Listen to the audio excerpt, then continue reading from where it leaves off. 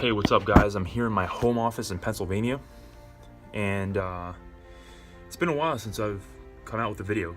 I know that. And I've been working on Spartan Accountability, which is our coaching program here, and also been traveling in France and went to a 4-day-long Tony Robbins seminar, which I'll be releasing an article about soon. So that's been taking up a lot of my time. And today I want to come out with my first video in a few weeks with Nick Drossos. He is the head of the top self-defense channel on YouTube with over 300,000 subscribers. And in this interview, or podcast, or whatever you want to call it, we go really deep and we have a good flow into how we discuss self-defense. And not like, bullshit martial arts stuff that doesn't work, or, the fancy shit you see in the movies, but the true nitty-gritty, reality-based things that you must know as a man in order to properly defend yourself. And we talk about, weapons. Should you use one? How do you find an improvised weapon? We talk about calming your mind and controlling yourself before a fight. We talk about if you should go preemptive or not. Like, we basically answer a whole bunch of questions that most guys have but don't really know the answer to. Basic stuff that every man should know in order to defend himself and his loved ones. And the interview was really a fun time, and I really appreciate talking to Nick. And also, before we jump into it, I wanted to mention Spartan Accountability, which I briefly mentioned in the beginning of this, which is the Spartan Ownership Accountability / Strategy Coaching Program for men. This is perfect if you are struggling with self-discipline, if you have a business, if you're if you're a freelancer, if you're having issues with your health and fitness, anything that has to do with creating a strategy and maintaining self-discipline. This is your go-to. How it works is I sit with you over the phone, it's all online, and I help you devise what your strategy is going to be for whatever area of your life you choose. And it can be a mix of a few areas. And I help you get really clear on your vision and your purpose in that area. And then I help you establish strategic goals to achieve results and move forward towards that area. We do that through a phone call. We can also do it through Skype. And then subsequently, there's a weekly phone call, which is like a strategy call where I help you get clear on your next action steps for the week ahead. There's also a daily check-in. This is the most crucial part. And that's where all the accountability is. Because most people, they'll set up a strategy or whatever, but they'll never actually follow through. And that's why it's so crucial to have somebody hold you accountable and make sure that you actually do whatever it is you say you're going to do. And how that works is using a special app. I basically message you on a daily basis, and you message me back giving me an update as to how you're doing with the strategy we created. And then there's also, this is a really interesting one that a lot of my clients like, and it's a weekly progress report. And that basically is me getting back at you with a written progress report detailing your results, what you did right, what you did wrong, what you could have done better. And that helps you keep things in perspective and be aware of your performance. See, most people sleep, throughout their 20s, their 30s, and then they wake up in their 40s or 50s, and they go, where the hell did all these years go? It's because they never reflected and looked back and really kept things in check. So really key stuff. And that's pretty much it. The rates right now are very affordable. As long as you have a job and are even being paid minimum wage, you could afford it. And I think this is a must for any man, especially young guys that just want somebody to help them stay self-disciplined with whatever plans they create. So to do that, just go to SpartanAccountability.com and click book a free consultation. It's very simple, and we'll take it from there. Without further ado, let's jump into this interview with Nick Drossos. And by the way, check out the links below for Nick Drossos' online programs and also his YouTube channel. Take care. What's up, guys, and welcome to a new interview / podcast, whatever you want to call it, on Spartan Ownership here. And I got a really special guest here, Nick Drossos, who has the biggest self-defense channel on YouTube, and he just has a lot of information, a lot of authority when it comes to the subject. And Spartan ownership is all about men taking ownership over their lives, taking responsibility over their lives, and self-defense, violence. All these things are issues that we all need to take into consideration when it comes to being a man, especially because that's in our genes, man. That's the reason why we're here right now. It's because men have fought, men have used these skills to protect themselves, protect their families, and it's going to be that way for a long time to come. So, Nick, can you just tell the audience a little bit about yourself, please? Thank you. Yeah. So I grew up in Montreal, Park X. I started martial arts when I was very young, about 8, 9 years old. I studied Kung Fu. I did Taekwondo. I did a lot of martial arts, boxing, kickboxing, reality-based self-defense, various systems. I pretty much dedicated I would say like my entire life into like training, whether fitness, self-defense, martial arts. It was a passion of mine since I was a kid. And at 23, 24, I was already teaching. At 30, I opened my own studio. And then I opened my YouTube channels. And basically, I started sharing not only what I learned through theory, but mostly experience. I worked in nightclubs for about 7 years. And that's where I got most of my actual practice. That's where I got to say, okay, what actually works in theory, in a gym, in a dojo, in a scenario versus what actually happens in real life. And the difference is scary when you actually get to experience it. And I took a lot of that experience and what I learned to actually teach from it.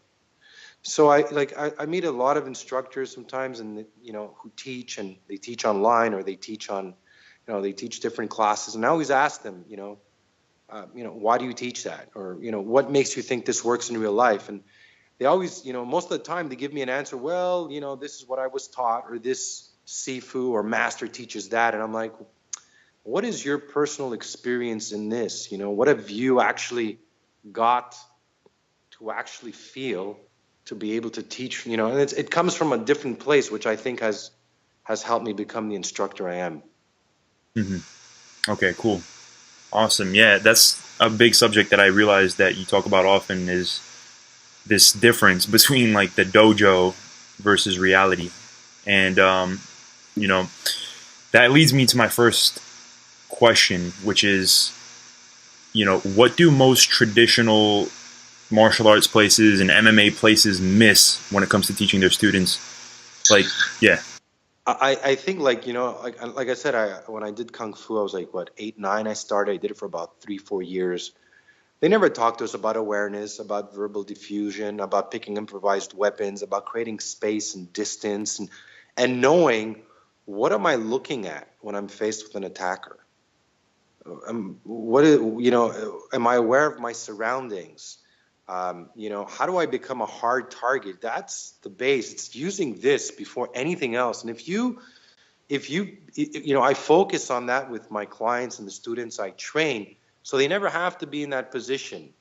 They're able to spot the attacker, or something, when something might go wrong, way ahead before it actually happens, or being able to pick it up. And they don't teach that.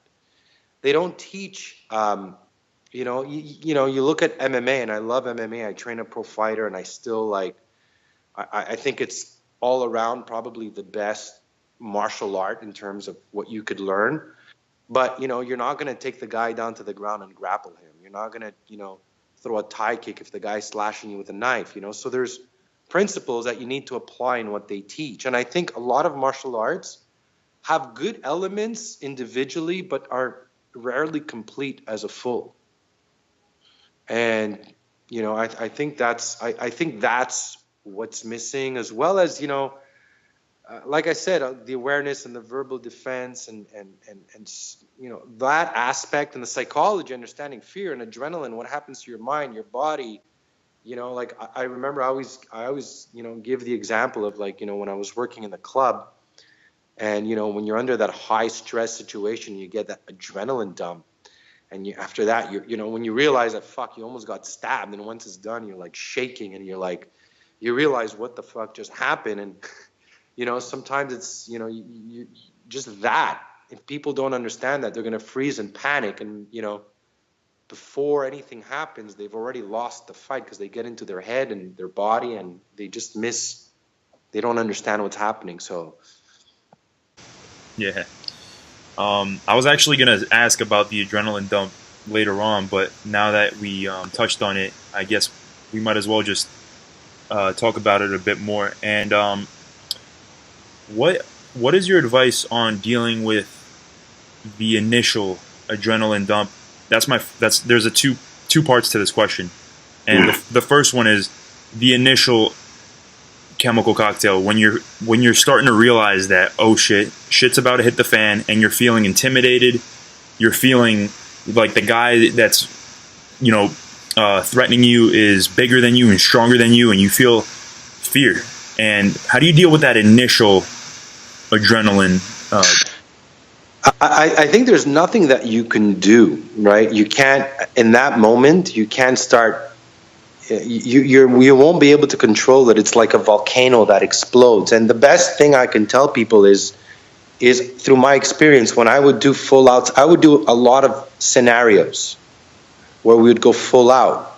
And what I would do with students, I would allow them to experience it in training, where they do feel the shakes, they do feel their heart rate go up, they do go into tunnel vision, and at least it's in training. Getting familiar with that you'll panic and freeze less because you understand that that's part of the process. And what it is, and again, I'm talking through experience now, is that when I was working in the clubs, 3 nights a week for almost like 7 years, the fact that I would go through an adrenaline dump regularly, I was able to control it. I was able to breathe. I was able to understand it. It didn't overwhelm me. However, I remember the first time I went through one like that, I felt like the whole world just crashed. Everything became small. Everything went fast. I went to tunnel vision. I don't remember everything. It would happen too fast. So I think if you're training, experience that in training in a safe environment, but go full out. Another thing you can do, if you don't want to know what it is to go under an adrenaline dump, and I do this sometimes with students when I would train them, I would be like, okay, start doing burpees. Boom, boom, boom. Burpees for a minute. Skip rope. Go up and down the stairs. You max out their heart rate to the point that they're about to puke, and then you have 2 guys jump them. So that's as close as you can get. And then when you get to, you got to learn how to fight in that state, because that's what it's going to feel like. And when I train MMA and I spar with the pro fighter I train, I could tell you, I don't have an adrenaline dump when I'm sparring. I'm not fighting for my life. When you're outside, you're actually fighting for your life. So it's two different overall feelings and what goes on everywhere, so. That is very interesting. And that's something also that I wanted to touch on, which was training effectively to deal with that. And, you mentioned doing the burpees and getting your heart rate up and everything and feeling like you're about to puke. This is kind of a question that came out of nowhere, but I think it's a valid one. And it's that, when your heart rate is up and you feel like you're about to puke and everything, what can you do on your own to become better at dealing with that? And some examples that come to mind is like cardiovascular exercises, meditation, breathing. Are those actually as valid as people talk about, or are they kind of like the whole traditional? Another thing that you can do, and it's really interesting, is visualize. Visualize a scary scenario. Close your eyes. You kind of start by meditating, and you visualize a scary scenario. And you're looking yourself being attacked. So let's say it's 2 guys with a knife or jumping you. You're going to feel, just through visualizing, your heart rate go up. Everything will go up. So that's one way for you to learn how to, again, feel that. I think the best thing in the moment is you can't get in your head. You don't have time to start analyzing, because if you're in your head, you're going to get punched at the same time. So the only thing you could do is breathe, breathe deeply, stay clear in the moment. Like you can't start focusing on, holy shit, I'm getting an adrenaline dump, what's going on? If you do and you say to yourself very quickly to just reassure yourself, but you got to snap out of that phase as quickly as possible, because you don't want to stay in there too long, because as you're in your head thinking, oh shit, my adrenaline, I'm scared, holy shit, the guy's pulling out the knife, the other guy's moving around you. Those are the most important parts of the fight. Those first few seconds are the most crucial ones, where you get to go preemptive, or you get to escape or pick up an improvised weapon. So again, it's training, and if you're in the moment, it's just breathing and accepting, letting it go. Don't fight it, don't resist it, because it's just it's there. There's nothing that you could do about it. Again, because, unless you were working, like I was working in a club and I went through a regular, adrenaline dump, it's going to feel like a volcano exploding if you've never felt it before. So just train and get comfortable with it then. And if it happens, understand that it's part of the process. And just breathe. That's it. So when you feel like, you're in that situation, the guy is yelling in your face, things are really heating up. And when you say breathe, you mean at that moment to start consciously telling yourself to breathe deeply, and that makes you more in control, a little bit less reactive. Yeah, you control your heart rate, so you're able to bring it down a little bit. You're breathing, you're not going to be as stiff. You're just going to, you're going to be able to be a little bit more clear than being short breaths and tensing up, right? So as hard as it is, just breathe, stay calm. As hard as it is, it's not easy, it's very hard. If you're talking to the guy, don't lose focus of the awareness and what's going on. And I think, again, I think that's, I don't know, unless there's something else out there that other people could do, but I could only talk through my experience. That's what I did. And again, I think because of all the training, I was able to stay clear in that moment, as clear as possible, because either way, like, depending on each situation, I believe you're going to experience a different type of adrenaline. Really depends on how high you assess the situation. Right.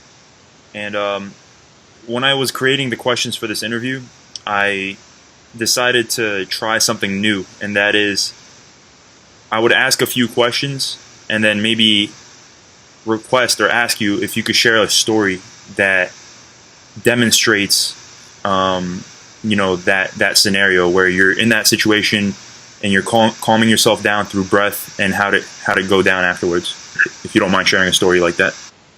Wow, there's so many. Let me think. Wow. Try to think of one where actually, like, well, I remember one time, and I shared this story, is when I was working at a club. I was standing at the door, and these guys came in. They wanted to come in, and there was some words exchanged. They weren't dressed, but I could tell they were just basically troublemakers. And then as the guy walked up to me, he pulled out a gun. Like, I mean, he flashed the gun, like, very extremely close range. Like, I mean, I remember seeing the gun and thinking I have enough time to take it out, to take it right from him, because it literally, he like pulled it up and it was looking away. It was more to intimidate me. And I remember just saying to myself, holy shit. For a minute, my instinct, I almost took it out. Thank God I didn't, because then they were like 6 to 8. And, if I would have took out a gun, and what would I have done? Shot them? And what would they have done? Shot back? Like, that's where you got to use this before you start doing anything stupid, And I remember just talking to the guy, and I did go in tunnel vision, but I always say, just shake it off. So my trick was just this. I would just shake my head and kind of like, Nick, shake it off now. Like, you don't have time to stay in this state because you're going to get fucked.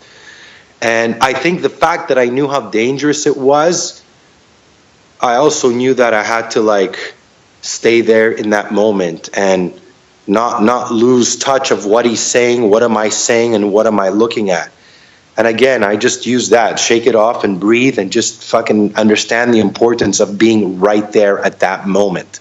If you space out for a second and think about, holy shit, I'm going to die, I'm going to get a beating, well, he's already pulled out the gun and put it to your head, or sucker punched you, which has happened to me as well. So I was actually another great story, and I always talk about is when I got sucker punched, and we threw out these guys, again 6 to 8. I can't remember how many they were because this shit happens too fast. And I'm talking to one, he's mouthing off. I see a flash. Somebody just moved from behind him. Just tell you, because you do go into tunnel vision. And before I can realize, boom, I got sucker punched, man. So fucking hard, man. Wow, I still remember the shot. And I didn't see shit. You know what I mean? I'm surprised I didn't go down, but I remember my face fucking hurted. But again, that you know, that's as close as I can tell you to, you know, what I've done and, you know, just some of the situations I've been in. Wow.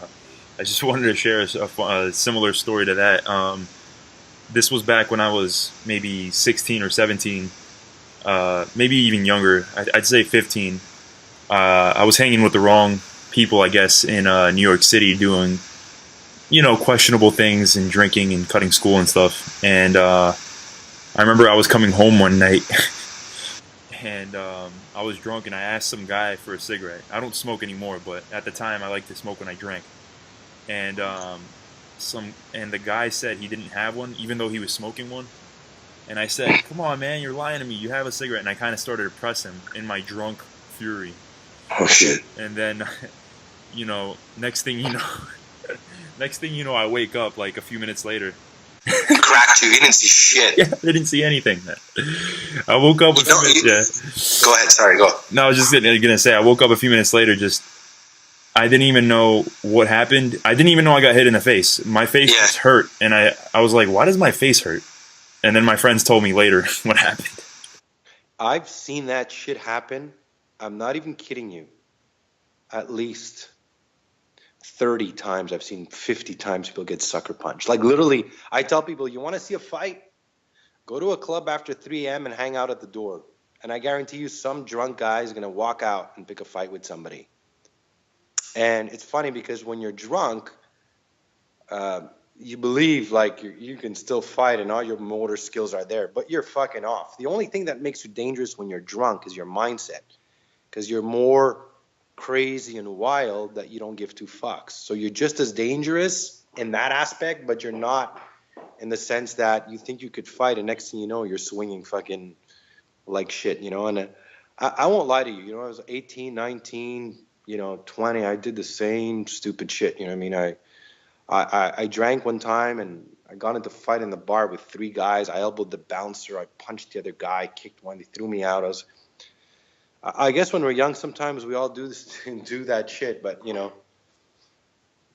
but when you get hit like that once, and then you learn. You know what I mean? It doesn't work. And again, you don't know who you're messing with in the street, right?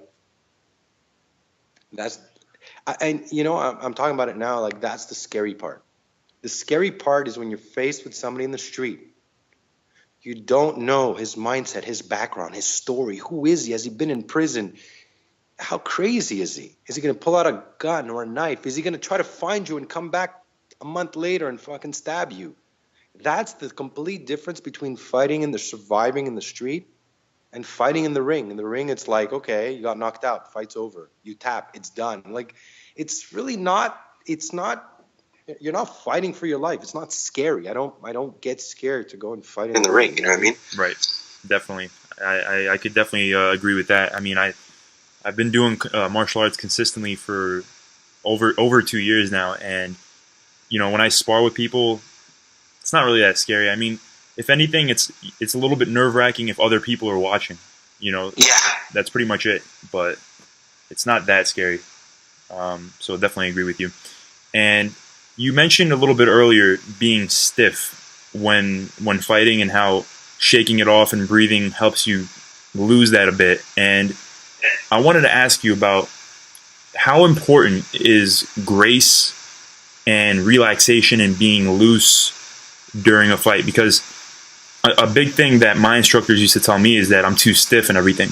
And I could see like, okay, yeah, I'm too stiff, but like, aren't you supposed to be a little bit stiff? I mean, you're in a situation where you're tense and like is there any benefit to that tension? Because sometimes I wonder, what if you're too relaxed and you're kind of like, oh, wiggly, and some guy just freaking smashes you? Like, is relaxation overrated, or is it actually really important?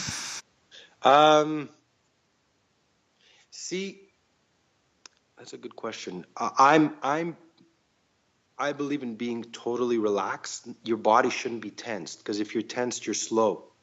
If you're tense, you're also going to be more telegraphic. There's a difference between your body being stiff, I believe, because of your mindset, because you're nervous, versus your body being stiff because you're stiffening it, you're tightening it so you can be either stronger or faster, whatever.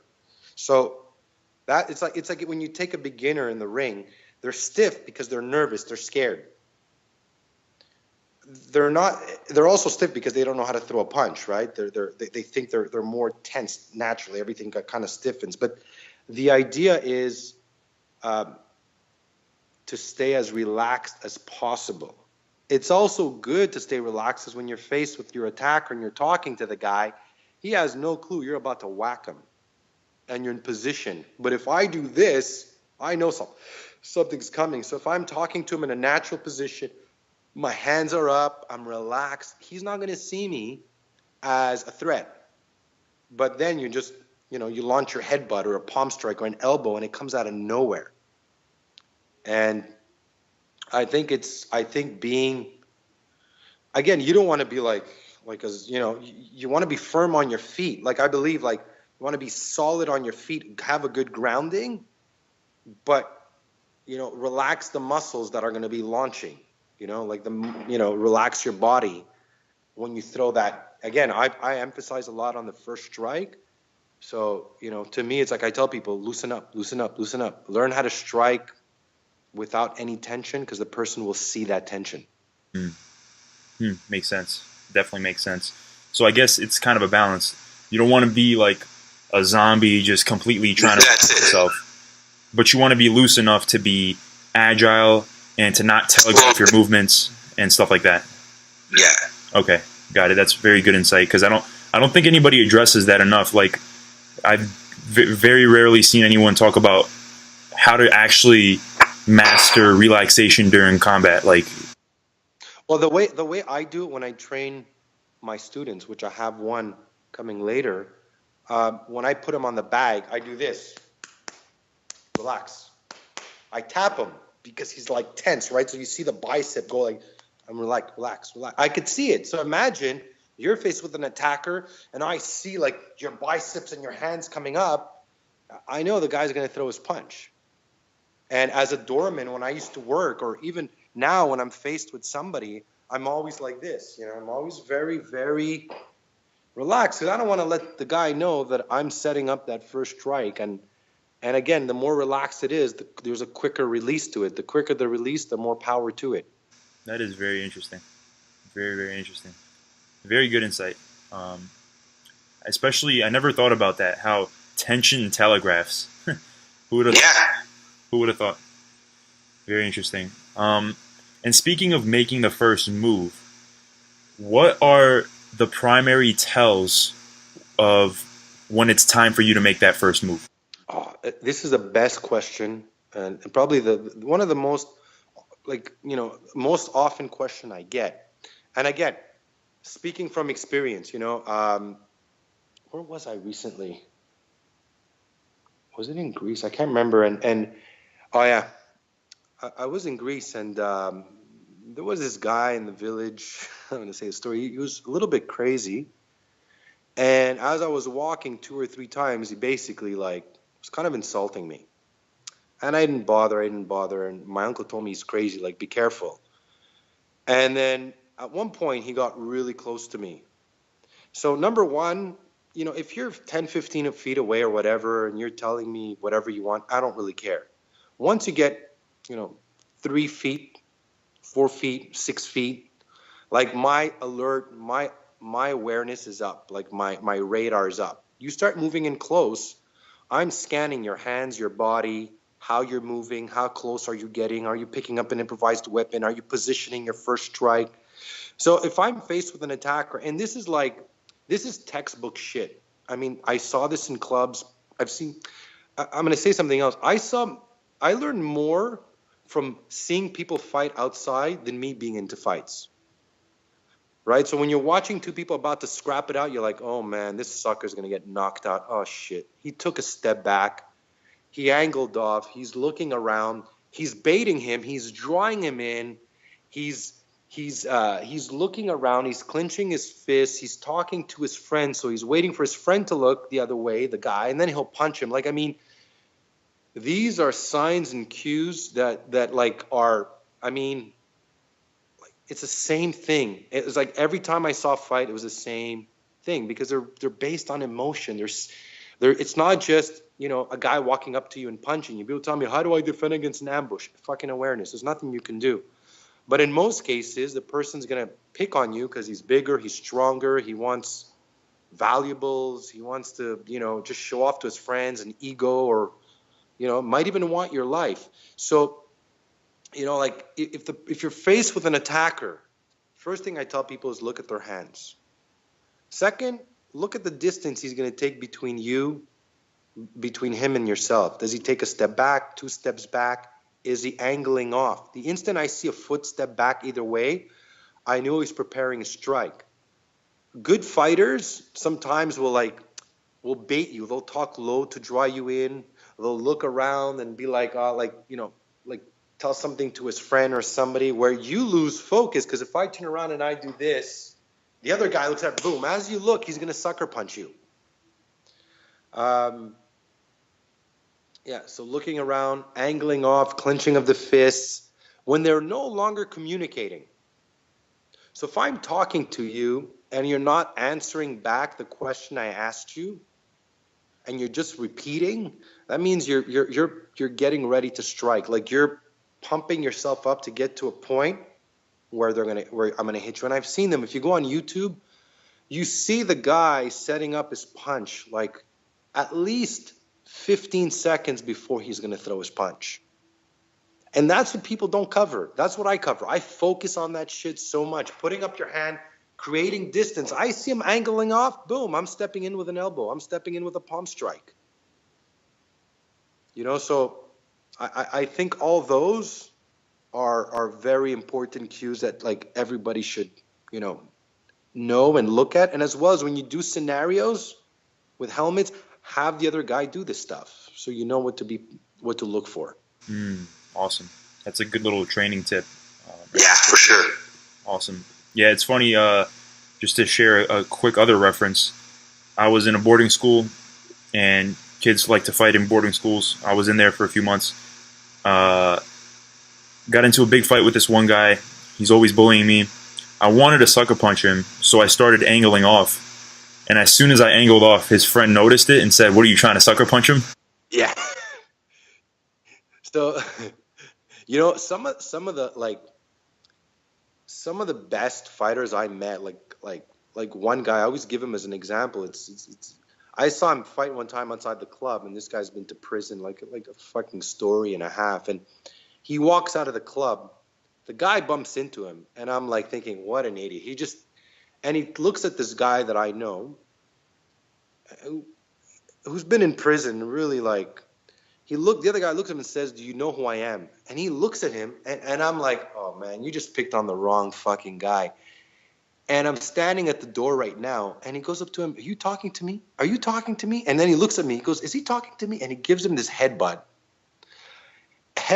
elbow, knee, grabs him, slams him against the wall. I mean, it was like 6 seconds, and the guy was out. It was as simple as that. You don't need to make it more complicated than that. And I tell people, it's not about learning more kicks, more punches, more strikes. No.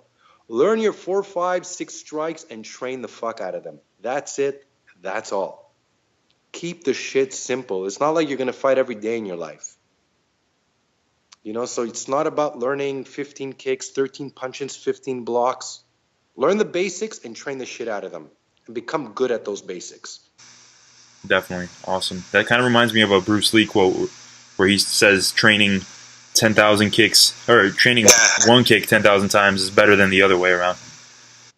Yeah, because at the end, like, I mean, when I kind of put my system together, I said to myself, okay, what do I really need? What have I used? What have I never used? Like, and then I just taught that, and I trained. Like yesterday night, I was working on the bag, palm strike, elbows, hammer fist, knees. That's it. That's all.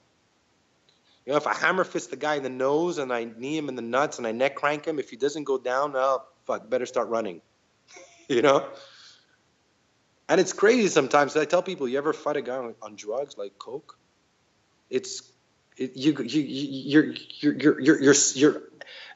cracking the guy, and he's telling you he's gonna kill you because they don't feel shit. You know what I mean? Like you got to choke out the guy, or you got to like really hurt him to take him out. You know, so there's so many factors other than just fighting one on one. You know, in the street, multiple attackers and weapons as well, and all that. Right. Huh. And you mentioned a guy, your friend from the prison and everything, and then the other guy saying, "You know who I am," and that right there is an example of what men go through when it comes to honor, when it comes to respect, when it comes to ego. And a lot of people talk down about ego, and there's all this stuff about spirituality and like letting go of your ego, and I agree about the importance of that and everything. But when you're dealing with men and you're dealing with the real world, the ego is important, and you have to assert yourself or be treated like a doormat by others, because we don't live in a perfect world where everybody's spiritually aware yet, and you have to command respect from other people. So, but here's my question: who am I commanding respect from? What do I give a fuck about the douchebag who tells me, "Hey, you fucking pussy, I'm gonna kick your ass"? All right, man, good. Now, if you come 2 feet from me, you're gonna get smacked. But I've always felt a little bit of ego is okay. And at the end, I tell people, what are you fighting for? Is it worth fighting? Like, I remember working as a doorman. Yeah, I got insulted. People told me, I'll beat the shit out of you. I like, the more secure you are with yourself, the less your ego is going to get in the way. And I understand you. Like, to me, fighting for my pride or fighting for my honor, I don't think it has to do with fighting personally. I think that's just, when I was young, I had something to prove. I would fight. I would not back down. It's like, what'd you say? Fuck. At 40, I'll be like, fuck, I'll just walk away. I really don't give a shit because I'm secure with myself. Like I said, a little bit of ego is okay. And I think there's that balance between good ego and then bad ego that's just going to get you killed or get your ass kicked. And I've seen shit happen in the club. And again, I'm giving these examples because they're real, where, these guys got into a fight and the guy said, apologize. All he had to do was like, shit, man, I'm really sorry, and walk away. He didn't want to apologize. He acted smart and he got his fucking ass kicked like big time. Was it worth it? No. It's different if you're fighting for your life. If somebody breaks into your house, if somebody's is jumping you, or somebody's already in the range and preparing. But, to fight over, that pride and honor and, you know what I mean? Like, again, it depends on the situation. Yeah, makes sense. So it actually reminds me of something another guy that's talks about self-defense quite a lot. He said that, when he went to prison, because he did for a few months, some guy insulted him in the prison yard and he punched him in the face. But that situation commanded that, because if you get insulted in a prison yard, yeah, there it's like a wolf pack. You know what I mean? You can't. You have to show some kind of dominance. There's a scale of where you're going to be placed. That's a complete different. It's survival in there. There's no doubt. But in the street, if you're in a gang or a street gang, and yeah, it's all based on that. But if you're just a regular person, then again, it depends on the situation, and only you could decide at that moment how much is your ego worth. Again, you're not fighting in the ring; you're fighting in the street. Right. Yeah, definitely, that makes sense.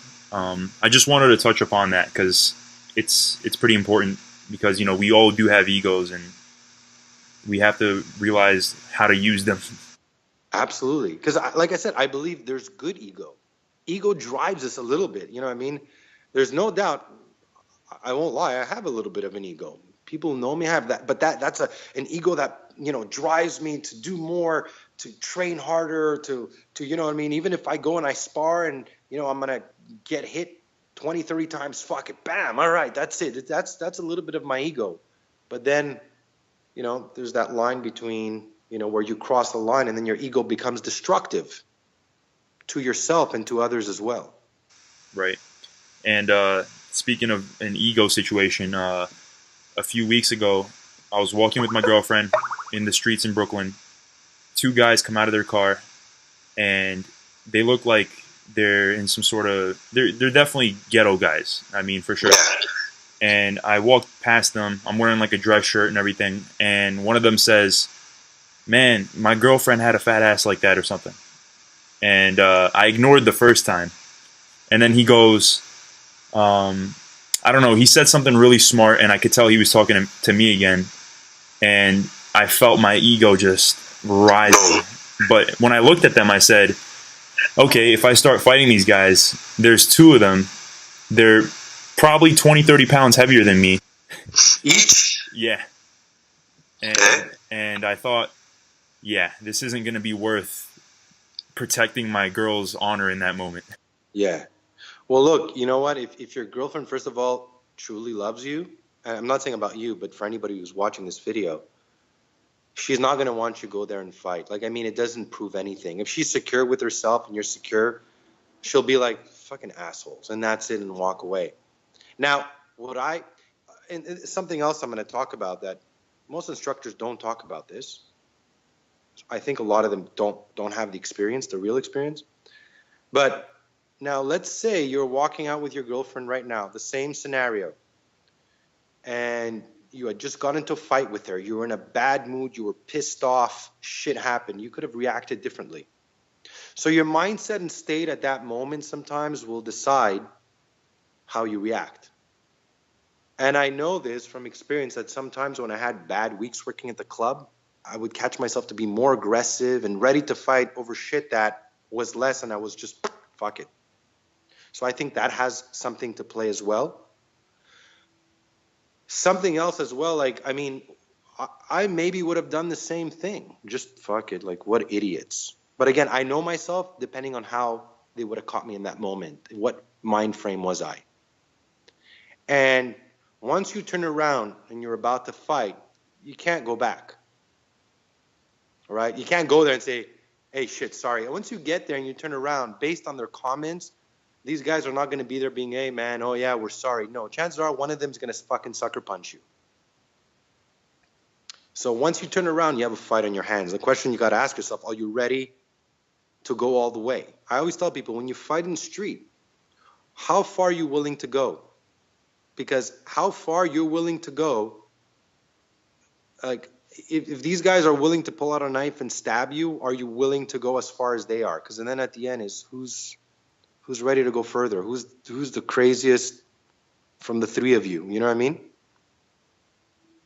So I think maybe I would have done the same thing. The important thing is that you don't beat yourself over. Like, not you, but I mean, because I've heard this type of stories. Don't look at it like, fuck, I'm a pussy. I should have said something. I should have done something.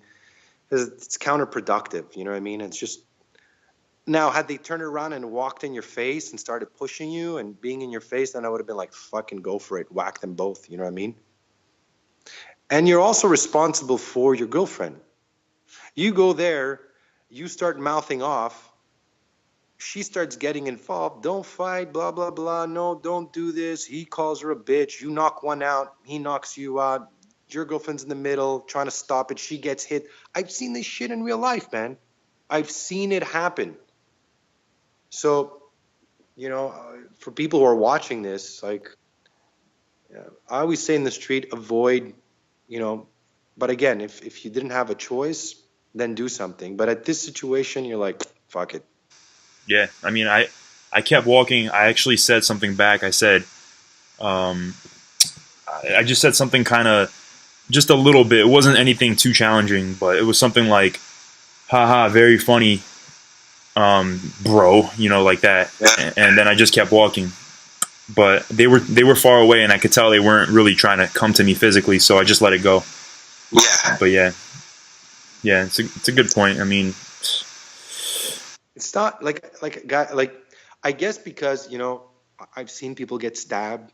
I've seen like people get shot, and I say to myself, when you've seen that shit, you're like, is it really worth it? Like again, and I'm kind of repeating. Had he been in your face and grabbed you, I'd be like, fuck. And in my mind, I might as well go all the way and fight, even if I take a beating. Then just take a beating. That's why I tell my students, people, you might as well fight. If you're gonna go down, take them down with you. Fucking fight all the way. And at least if you're in the fucking hospital with a black eye and a broken nose, you could tell yourself, man, at least I fucking gave it everything I got. That's the way I see it. At least your pride and your ego, quote unquote, and your esteem about how you're going to feel about yourself is going to feel much better that at least you gave it everything you have. Again, I guess I'm talking through my mindset and my experience, and that's what I have. But I guess it's different for each person. But no, that totally makes sense. I think that's a pretty good rule of thumb right there. If you're in a situation where you know you're going to go down, you might as well take the other guy with you. I say that to women, right? When I train women self-defense and rape prevention, all that stuff, and I'm like, you're being attacked. You might as well fight. Fight with everything you have till the very fucking last breath that you have. Don't stop. Don't just stand there and get hit. You're getting hit. Might as well hit back. Mm-hmm. So Definitely. And that leads me to the next question, because you mentioned, it's different in the street. Obviously, when you're fighting, there's no rules, there's no stretcher waiting for you and all that. And then I've seen other videos of you, and you talked about like improvised weapons and everything. And how should I say this? I actually wrote the question down here anyway. What is the optimal? Okay. So when it comes to improvised weapons, this is another two-part question. The first one is, there's this, I've heard this before, that a great martial artist versus a shitty guy with an improvised weapon is likely to lose. Would you agree with that?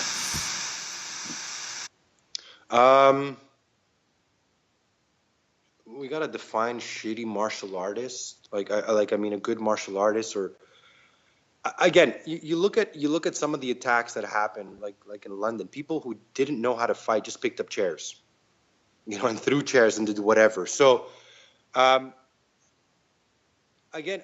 as long as you don't get attached to like an improvised weapon, as long as not improvised, as long as you don't carry a weapon. Like, I mean, I'm trying to think of your question. Maybe I should clarify it a bit more. Yeah. What I meant was, like, if someone knows how to use their fists and elbows and everything, do you think that they would be more likely to win in a fight with a guy that doesn't really know how to fight with his fists and elbows and legs, but picks up a brick or picks up a stick or a broken bottle?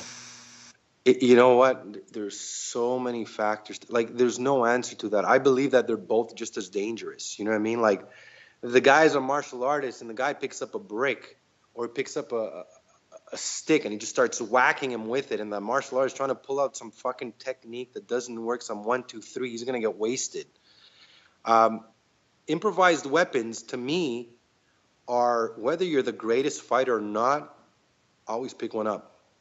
Always pick one up. There's always something lying around, and I think that if you don't train it, you won't think of it.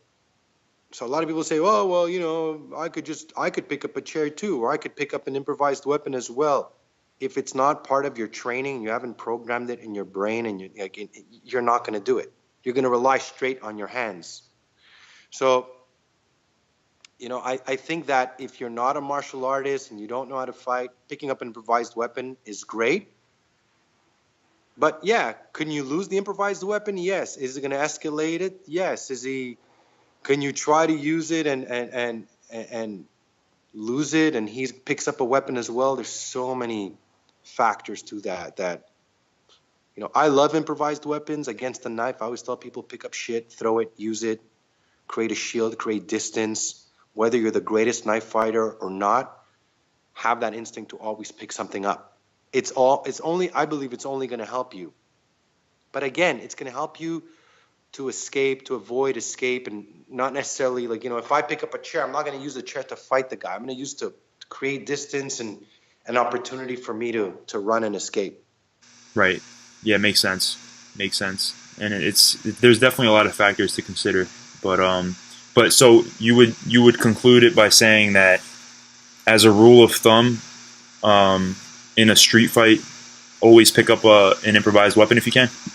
Yeah, fuck it. You know what I mean? Like, if you're faced with two guys and you're in close quarter and there's something there, use it, throw it. You have a cup of coffee in your face, a cup of coffee like this, and the guy, boom, throw it. Bottle of water, whatever you can get to create flinch response, to enter, to strike, to run.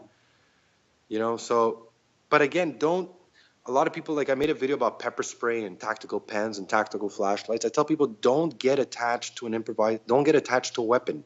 The difference between you carrying a weapon and you picking up a weapon is huge. One, you have an emotional attachment for some to the weapon where you need to find it, reach it, take it, hold it. And the other one is, well, it's just there, I'm picking it up and I'm using it. I'm using my environment versus, you won't have time.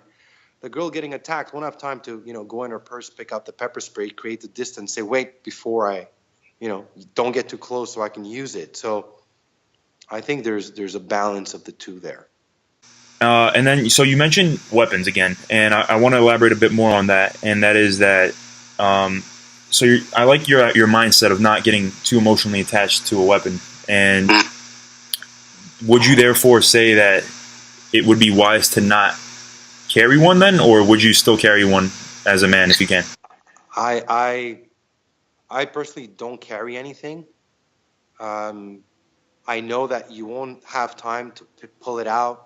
You won't have, in most cases, you won't have time to pull it out. You might not have access to it in the moment. So you're better off learning how to use your hands and strike with what you always have available, and understand how to assess a situation quickly and be able to pick up a weapon as quickly as possible and use that if you need so. As well as if you use a weapon, if you don't know how to use it and you lose it, well, just know that the other guy is going to probably take it and use it against you. And if you pull out a weapon, another thing, and I actually saw this in a fight one time outside a club, and I'll never forget it. Two guys were exchanging words. One guy pulls out a gun, puts it to the guy's head. The guy looks at him and says, pull the trigger. And you just saw the guy go completely blank. Textbook, boom, grabs the gun, knocks him out. They beat the shit out of the guy, really bad. Because the guy pulled out a weapon. He was bluffing. But again, you don't know who you're dealing with in the street. If you do decide to carry a weapon like a tactical pen or whatever, just don't become like, shit, where's my weapon? I need it. I got to find it. I got to take it out. You know what I mean? If the guys are there and you're reaching for your pocket, man, you're going to get sucker punched. Mm-hmm. Yeah, it makes sense. So definitely an interesting mindset. Okay, so we spoke about weapons. We spoke about the chemical cocktail. We spoke about the differences between traditional martial arts versus reality. And I want to get into training drills. And do you think it's possible to really get good at training these things? Because a lot of the guys listening, they're eager to learn all this, but the only place they have access to is like some crappy taekwondo spot in some back alley, or even that they don't have any friends that want to practice with them. So do you think that training on your own is effective, and do you think that you can get good at self-defense by training on your own? And if so, what are some examples of drills that you can do to train on your own? Well, look, I train with a partner, but I also train alone at least 3-4 times a week. I hit the bag, the bob dummy, my strikes. I do stuff like on the agility ladder to work my footwork. I shadow fight. I visualize. I do a lot of strength training to have my core, explosive power, my timing, my just be functional, fast, like already. Like I mean, that's the engine. You know what I mean? Like training my body to be able to, be fast and explosive is, is very important part in terms of the physical aspect. So yeah, I still like, when I do this, like I said, I work on the bag, I shadow fight, I visualize, I do a lot of strength training every day. I do 45 minutes of training a day, 30 of just strength core, and then 15 minutes where I work on the bag. And then I do like shadow drills and stuff like that. There's no doubt if you can find one or two friends that you can train with and do drills with, that's awesome. That's only better and better. But you could still learn a lot just on your own. Awesome. That's good to know. So would you say that if you're a passionate guy about this and you really want to learn, because some of these guys are definitely going to want to learn this, myself included, 100%. Um, what do you think that it's better to train on your own effectively? Doing all these exercises you mentioned, shadow boxing, training for strength and agility and timing on your own or with two or three friends. Do you think that that's better than going to a dojo where they teach like stuff that doesn't really apply too much, like taekwondo or Look, like if people always ask me this question, and I always say start with boxing. Boxing is your base. There's no doubt there's a boxing school somewhere or a gym in almost every area, like, where you live. Boxing, Thai boxing, kickboxing at least. But then incorporate some of the principles I teach, or even, what some others might teach, understanding that you're not going to like, kickbox a guy with a knife. You need to trap the knife. Incorporate, how to defend against a bat, how to step in, and incorporate the principles and, the principles and the concepts and principles that I teach within your training. But I personally wouldn't go and like, I look at for my son who's 8, he's done Thai boxing, he's done jiu-jitsu. That's what I've taught him, because I know that that's, it's more effective to me again than, some of the arts they teach where you're like just kicking boards, or you're doing fancy kicks, or you're like doing all these. It's more choreography than anything else. So again, that's just my, probably going to get some people who are going to get pissed about that, but that's just my experience, and I've done these things. So I'm not talking through, oh, I don't know if, no, I've done it, and I could say that it's, some of them could actually be counterproductive. And a lot of times when I train guys, I almost have to undo what they've learned, because what they've learned would never work in real life. right. That makes total sense. Makes total sense. So when it comes to a street fight, what are some of the like? Can you just mention the factors? You've been mentioning them throughout the talk, but like, can you mention them once more and just give a quick, like, maybe one sentence summary about them? So you mentioned in a confrontation, there's verbal. Yeah. Obviously, there's the physical factor. What are the other factors, and can you just give us a one sentence reason for why they're important and how they play a role in it? The verbal? Yeah, like just all the factors if you can, or just as many as you can mention. Well, you see, I always go through the steps. You got awareness, how to avoid, detect. You got verbal, where you get a chance to talk your way out of it, set up your first strike. You got your mindset, adrenaline, fight or flight, everything that happens, like you said, the chemical cocktail. You have going preemptive. I tell people either walk away or go preemptive, right? Like what I teach is I keep it as simple as possible. My system's not made to go out and fight an MMA fighter. It's really for the average person, because not everybody has 3 hours a day to go to the gym and train and spar. I'm 40 years old. I'm kind of tired of getting punched in the head. So I kind of know that the 40-year-olds that I train, it's about keeping it simple, understanding how to create distance, how to set up your first strike and get out.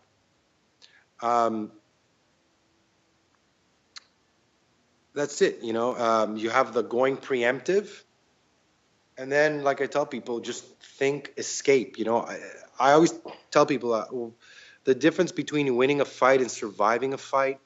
Winning the fight is me hitting him, striking him, taking him down, submitting him in a street, which is stupid.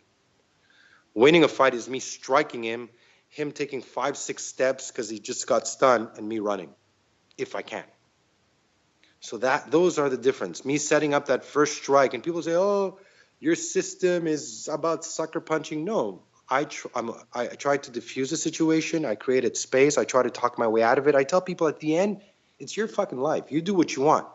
You do what you want. I can't tell you always hit him, never hit him. Because you might say, well, it's stupid if I go preemptive. Okay, he pulled out a knife and stabbed you. I should have hit him. Or I hit the guy, knocked him out, and now, I might get charged. Well, I thought he was reaching for, every situation I tell people is completely different in a street. Because it's unpredictable. You don't know what the other person's going to do. Right. Definitely. And when you say preemptive, you mean be on the offense, right? Yeah, you got to hit him first, man. Get in that first blow, especially against multiple attackers. You got to go in first. If he's reaching for a knife or a weapon, if he's reaching for his pocket, you got to hit him first. I tell people, okay, then let him pull out the knife. Or let the guy who's 350 pounds build enough momentum, set up his first strike, and then try to time it that you block it. Good luck. So I think that's the big difference that I like to focus on versus, most other self-defense systems out there. Right. And when you say go preemptive, what's your go-to drill for training that capacity into someone? The one thing I do is learning how to strike from a natural position at the bob dummy, where I get to explode, boom, just one strike, and then go to 1 to 5 to 7 strikes in a row. Second thing is just do scenarios. Bring up your hands like so, and have the guy just angle off and try to punch you. Simple as that. And you try to it's not timing. It's not about timing the first strike. It's about you being able to read the cues and moving a split second before he moves so you can strike him. Mm-hmm. Awesome. That pretty much gets, into the meat of what I wanted to talk about. And I know we're running out of time, but I just wanted to mention something, and it's that you're from Greece, right? Yeah. Okay. And I saw that you have the Spartan tattoos. Yeah. It's funny because Spartan ownership, I see we both are fans of Spartans. And I've read some books about that. I don't know if you ever heard of Gates of Fire by Stephen Pressfield. No. Yeah, it's a pretty cool book about Sparta and everything, and I love that kind of stuff. And I just wanted to get your take on just your mindset when it comes to being a man and being a warrior. And you could mention, I guess, Sparta or anything, because Spartans. When I think of Spartans, I think of a code.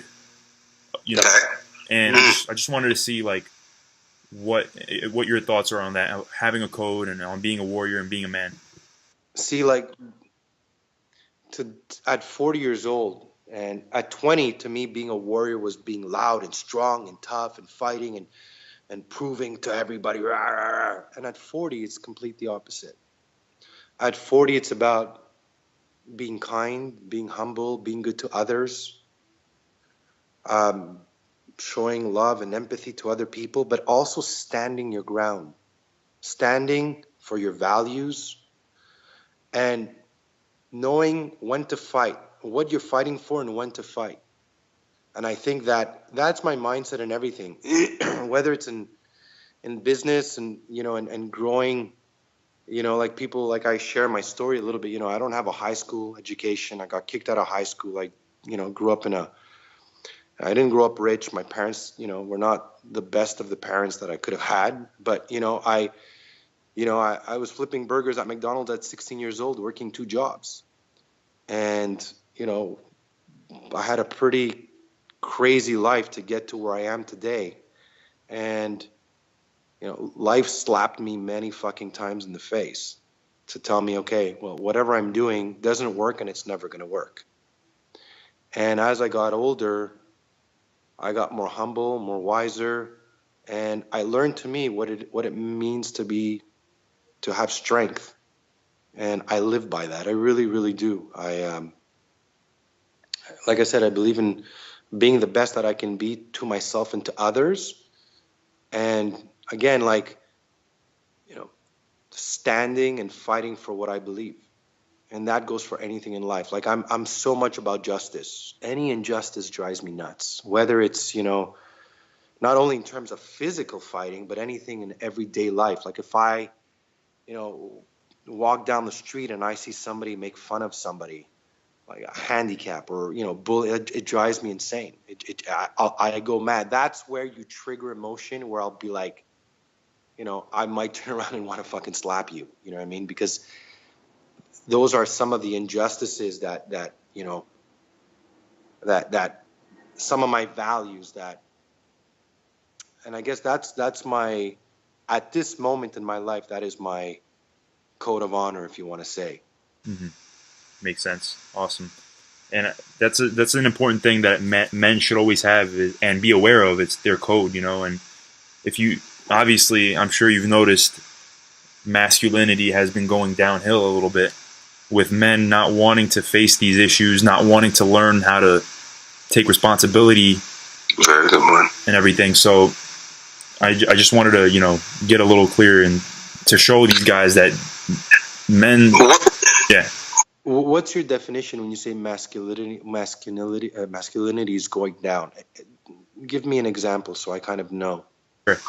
So what I mean by that is it's this trend you see in men to abandon conventional masculinity. You see a trend in men to not want to learn how to fight, to not want to go out there and test themselves. They start seeing these things as a waste of time. So they don't work out. They just play video games and they eat unhealthy and they don't do the things that got us here. See, okay, and that, like, to me, when I see men over like 20 years old sitting at home playing video games, I'm like, wow. And the truth is there's not many women who respect that. You know what I mean? Seeing a man who doesn't take care of his body, to me, it's like, and for women as well, it's not respecting your temple. That's what it is. And to me, it's a representation. It's a reflection of how you feel about yourself and your body, as well as your body and your mind, because it's all connected. So in that aspect, yes. You know what I mean? I think that, that it's also, times have changed, right? Women have also, in many cases, have become almost like men as well. You know what I mean?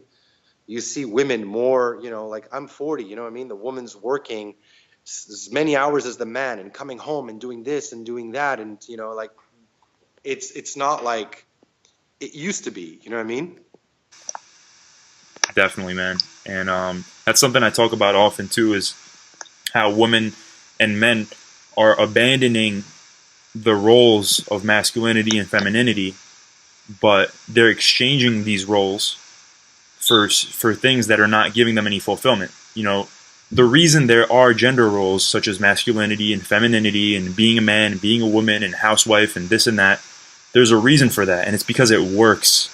It's been like this for thousands of years, You know what? It's so interesting, again, because like I said, I'm 40. I've been married, divorced. I've been through all of it, and I've seen, like, I look at my parents, traditional Greek, but both my parents worked. They didn't, none of them could. My mom couldn't afford to stay. My dad didn't make enough money for her to stay at home, and I see this with 80% of the couples I know. They're both working. They're both hustling it out. The times have changed, I think, both for men and women as well. And you're right, sometimes it becomes confusing for them. And I've heard this before from men as well as women. Now, are we going to a good direction? Really hard to say. We don't know, especially with everything that's going on right now. So I don't know. I'm still like, you know what I mean? it's so hard because, feminists are going to be like, oh, rah, rah, rah, rah, we have rights and we're working this and that. And what you're saying is sexist and this and that. And the guys are going to be like, I think at the end, like when I look at relationships like this, I think it depends on what the couples, when you have two people who decide how they want to live their life as a couple, what are the rules they want to set and follow, and what do they view as masculine and feminine? And if they're okay with that, then I think that, I think that's, I think that no matter what happens, like if I'm talking to a man, you know, I believe that self-defense, every person should learn it, man or woman. But for me as a man, I think it's important to be able to protect my son, my family at all costs. Having that knowledge empowers me and gives me more confidence. And you transcend that confidence in your workplace, when you're out, when you're with people, when you're with women. So yes, to me, it is important to learn that. Definitely, and that's a big part of what I was trying to say with like masculinity going down. It's a trend in men to not want to take care of those things anymore, not want to take responsibility for them. And I think that's a huge thing you're doing, is you're giving that power back to men, and you're reminding them, guys, learn this stuff. This is what men have always known to one level or another. This is in you. This is, continue it, like, and that's why I wanted to interview you, because this is where all the work is happening, man. We're changing lives just by spreading this information and giving men the power back. Because if you look at mainstream media, if you go to supermarkets and you go to Times Square, all you see is propaganda and ads for just meaningless shit that doesn't give them anything. And you made a really good video a while back about Mayweather and McGregor, yeah. What a fucking circus. What a bad example of two people who just, what example are they setting? Like, I mean, I look at these guys, I'm thinking, shit, I can't even believe people are going to pay to watch these guys. You know what I mean? And like, again, the kid who wants to become a boxer or a professional athlete is looking at this, and it's sad that everything is based on money. That's all it is. You know what I mean? Like it, but unfortunately, like, we can't control. I tell people, that's the way society is going. You could only control how you're going to react to it. So like I was bullied as a kid a lot, right? So what did learning self-defense do? It empowered me. It made me more confident. It made me feel safer. It allowed me to stand up for my values and what I believe, no matter what. And I carried that as I grew through, being bullied, to working as a doorman, to, opening my own businesses, to getting divorced, to like, I mean, it's been like this in my life. And I believe that all that like is one strength together. Because, when we talk about bullying for kids, I'm kind of jumping from subject. I do that sometimes. But like we talk about bullying for kids, right? When you teach them self-defense, well, they're not going to be they're not going to be bullied when they're older as well. Because I tell people, if you think bullying is a problem in kids, no. There's bullies at work, bullies in the office, bullies when you go to the bus stop. There's bullies when you're parking your car and he's coming at the window, smacking, telling you to get the fuck out. So it existed, it exists, and will always exist. And I think, again, I'm only coming back to self-defense, but learning how to defend yourself, even being a 40-year-old man who's never defended, who's never learned, and empowering yourself that way. When you're walking down the street, you're confident, your behavior changes, and people feel that. When you walk in a room, you're not walking slouch, you're walking up high with a certain amount of strength and energy, and people feel that. And when they feel that, they're attracted to that, because they're attracted to safety, security. They're attracted to, that person is there's a strength to that person, And for me, it's important when my son, when I'm walking down the street with my son, he knows when he's walking with me and I'm holding his hand, he feels that safety. And kids are drawn to that. Mm-hmm. Definitely. I definitely agree with that. Sorry, I jump, Max, from sometimes like my brain works like that. But I think I kind of talked about it because I think it's important, because there's no age to learning self-defense. And I see it now because I got 50-year-olds and 60-year-olds calling me wanting to learn self-defense. But again, they don't want to go spend 5 years to learn how to throw a kick. They don't want to go in a cage and get punched. They just want to learn the fucking basics, how to strike and how to, escape, evade, and what to look for, and be able to protect themselves, like, as fast as possible, Right. Definitely. No, it's totally fine. That's what we're here for. We're here to have a totally heart-on-heart conversation, and feel free to jump around any way you may. But either way, we went a bit over the time here, and I'm glad we went into some really great topics. Some stuff that I didn't know, and I've been listening to a lot of these kinds of videos and doing a lot of research, and it's great to hear this refreshing perspective. And where can guys learn more about what you have to teach and invest in some training? I have my self-defense academy, as well as a DVD collection, a DVD that we sell that just came out. So I could definitely put the links on the bottom, and if they're interested, they could either purchase the DVD or join the membership site, and there's all the information they need right there. So the self-defense membership site is with myself and Dr. Georgiano, who's a life coach, so we cover a lot of mindset as well. And we have a 3-month program, and then a year program. So overall, it's almost like a year and a half of videos that you get 2 to 3 times a week that are exclusive, that they each follow like a series. And the other one is just a DVD with it's one box. You get 3 DVDs where they can just watch it at home and just learn from it. And believe it or not, just watching these is working this, and it's still going to be able to teach you a lot. Just looking at it, there's a lot of things that you're going to learn, even if you don't do it. Now, better if you could apply and train it, but I still tell people, just watching them, you're still going to learn. So, guys, I hope you enjoyed this interview. Remember, taking responsibility for violence is an important factor of being a man, and it always was, and it always will be. Yeah. In one way or another. So don't get caught up in the trend of like, oh, but now we have police officers and now we have this. Don't isolate yourself from reality like that. So, Max, I'm just going to cut you off because I think it's so important what you just said. You need to empower yourself. The idea that the police officer is going to be right next to you when shit hits the fan, it's never happened. Look at everything that's going on in the world.